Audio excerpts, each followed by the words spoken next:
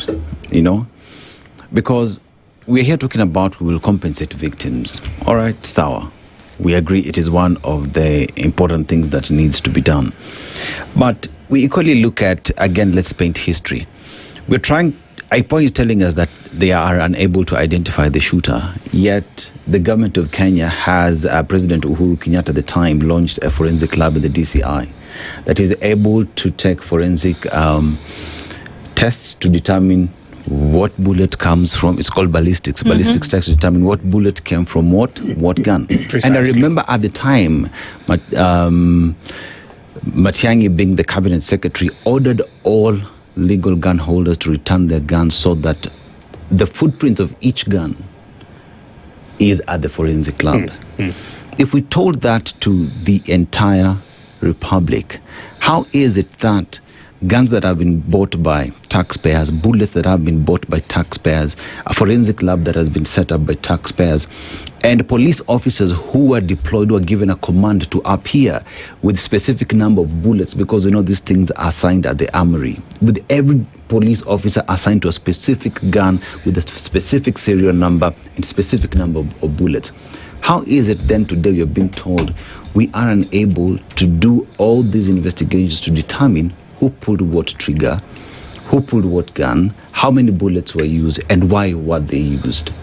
Are we being honest when we talk about we want to deal with this problem, but we shall just pay you to shut up, but we will never accompany justice into this conversation?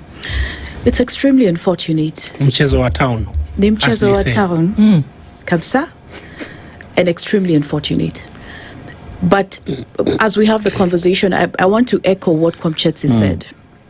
Let's center the victims, yes, right? On the one hand, where we're acknowledging that there are mothers, fathers, families that are grieving lost ones. There are those who have been unable to continue with their lives, and we want them to be able to receive the recognition and acknowledgement that is deserved. Now, what we are faulting, and also to say that the Kenya National Commission on Human Rights has done a commendable job to actually pull together, which was acknowledged by the chairperson of the commission, that there's been years of work. There's been years of work in really reflecting on what should we have as a compensation mechanism, as a reparation mechanism that is holistic, not just looking at payouts, but also looking at rehabilitation, restitution, and importantly, guarantees of non-recurrence. Now, the reason why we're saying beyond that, what we're seeing is mchezo wa tauni, I come back to the fact that the president in his own speech and every other state official who spoke very coherently and articulately about transitional justice. It is a package. It is a package. And if you say that as a country, as a government, he himself, our president, said, for many years we've buried our head in the sand, and now we've decided to confront this issue head on. Confront it. Confronting it actually means that you're willing to question and interrogate those gaps. You're willing to actually say, in the same way you have set up a panel to compensate, where is this special mechanism to query that since last year, how many files have been concluded? What are the challenges? If it is a resource question, where is also the budget line and allocation for proper investigations, accountability, to actually see to it that we can hold individuals and institutions, because here we have police officers who were culpable, but there was a clear policy to shoot and kill. Who gave those orders? Because we can't run away from that. Yeah. We cannot run away from that. Somebody was on the other side of the order. Absolutely. And that without that order, the chances of this action having been taken would have been slim. Absolutely. And who equipped the police? It was not on one day. It was on several days. The police were equipped to prepare to attack Kenyan citizens. We know who the head of the police service was. We know who the head of the Directorate of Criminal Investigations was. We know who was issuing the guns and the bullets, who was assigned what bullet, where, and when. Look, we do not need to spend another 10 years to arrive at where we have arrived today with the Baby Pendo case. As we talk about the Supreme Court case decision, which we're about to receive on Friday, which is of post-election violence, we are similarly in court with victims again for 2017 violations, and the journey has been long for Baby Pendo's family. Similar situation where there's a confirmation that a police officer bludgeoned Baby Pendo to death in her home. A process continues, and the outcome by the investigating authorities is that, sorry, we actually can't tell you which police officer bludgeoned Baby Pendo to death. And subsequently, the magistrate in the inquest says, all right, unfortunately, if you're unable to identify who, then this time we're going to proceed with command responsibility. And the magistrate then says, lists, in fact, the officers who were commanding and in charge of the operation that resulted in the death of Baby Pendo.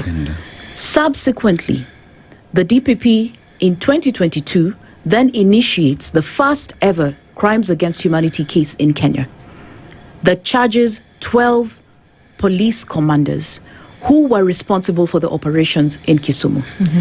Now, part of this political game results in the Director of Public Prosecutions dropping charges against 8 commanders, leaving only 4 commanders for whom we're in court today, on the one hand in the criminal case, but on the other hand, the victims, together with their lawyers, part of who we represent, have then filed a constitutional petition challenging the DPP on the withdrawal charges against those 8 commanders. Now, to cut the story short, how many years are those? 2017, we're in 2026. 9 years. 9 years down the road. And so the message to the government today is really, do not take Kenyans down that road. We commend the process that is underway. What is not yet historic, because the launch was touted as historic, but I want to draw parallels. Think of May 2013 on the steps of Harambee House. President Uhuru Kenyatta receiving the report of the Truth, Justice and Reconciliation Commission. That was historic, wasn't it? It was. What was in Volume 4 of the Truth, Justice and Reconciliation Commission's report? A beautiful framework for reparation. What do we have today? Nothing. None of the victims have received any form of reparation. And in fact, I want to challenge Kenyans, because we're now a society that is debating on the basis of information. If there's anybody listening today, sign into the website of the Kenya National Commission on Human Rights report. Look for the TJRC report. Look at Volume 4. Tell me, isn't it a reflection of this very same report that the Kenya National Commission on Human Rights has, in fact, given to the government and launched? In fact, even much more extensive.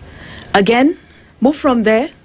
2015, in National Assembly, President Uhuru Kenyatta then says, the ICC cases have failed, but we still have Kenyans who suffered.